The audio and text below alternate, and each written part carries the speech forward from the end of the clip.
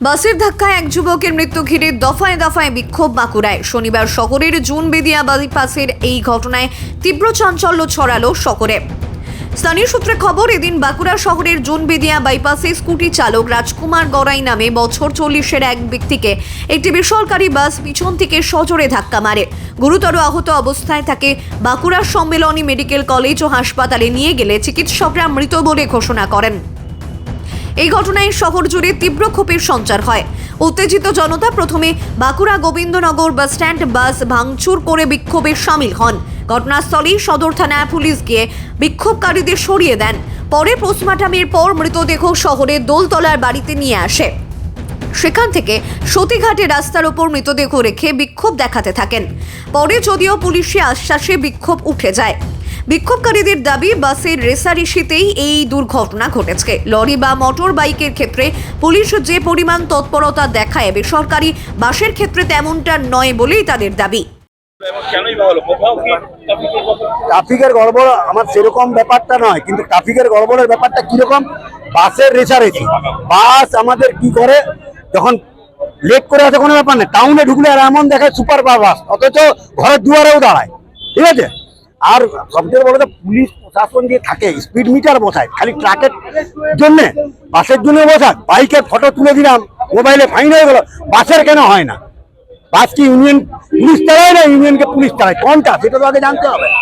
শহরের ভিতরে এত স্পিডে গেলে তো সেটা স্বাভাবিক। সত্যিকার আপনারা লক্ষ্য করুন, আপনারা লক্ষ্য করুন যে সত্যিকারে যে চায়ের দোকান এসে গাড়ি দাঁড় করি রাস্তায় এনক্রোচমেন্ট করে যে ব্যবসা করছে, ব্যবসা করুক, ভালো জিনিস, নিজেদের একটা করুক, স্ট্যান্ড করুক, যেখানে গাড়ি দাঁড়াবে, সাইকেল দাঁড়াবে।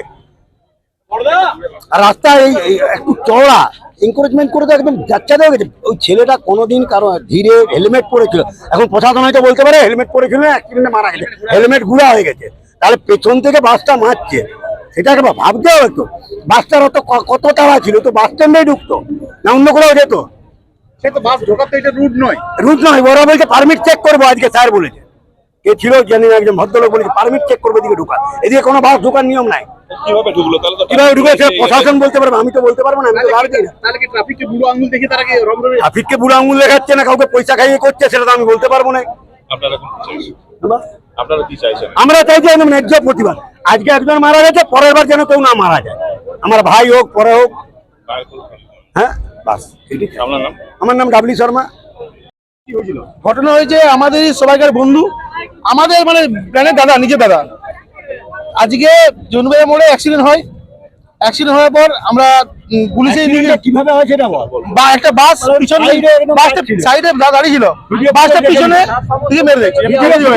এবং কি এটা খালাসি ছিল, ড্রাইভার ছিল, তা সত্ত্বেও কি হিসাব হয় এটা?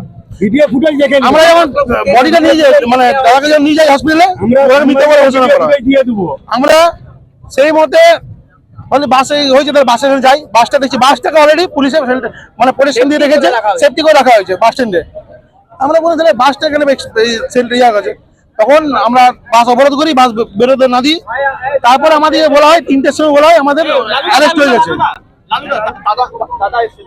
অ্যারেস্ট হয়েছে বললে 1 ঘন্টার মধ্যে ঢুকে যাবে বাঁকুড়া থানার মধ্যে। ওরা অ্যারেস্ট হয়েছে,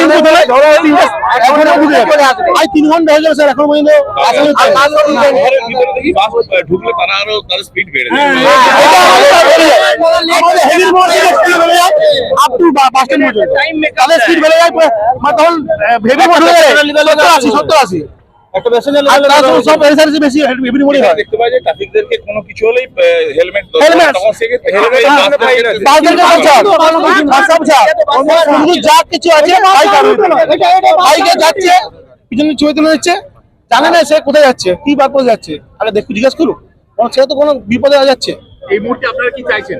আমরা এই যে আসামিরা অ্যারেস্ট হোক, শাস্তি পাক। এখন পর্যন্ত অ্যারেস্ট হয়নি মনে হচ্ছে, আমার মনে যেটুকু মনে হচ্ছে, তারা এখন বাঁকুড়া আসেনি, এখনো বাসটা থানাতে যায় না। বাস থানা এসছে, কিন্তু আসামিরা আমি পাইনি, 3 জনের মধ্যে পাইনি। এবং কি বাসের মালিক, তারাও কোনো বার্তা নেই। ক্ষতিপূরণ স্যার, আমরা জীবনটা আর পাবো না ফিরে, আমরা জীবন বলে কিছু নেই, আমাদের বন্ধুরাকে ফিরে পাবো না। আগামী দিনে কোনো মায়ের কইলে মানে খালি না হয়, এটা বেশি আর কিছু বলবো না। আগামী দিনে কোনো মায়ের কোল খালি না হয়। বাঁকুড়া থেকে সুচিন্ত গোস্বামীর রিপোর্ট, নিউজ বঙ্গ লেখনী।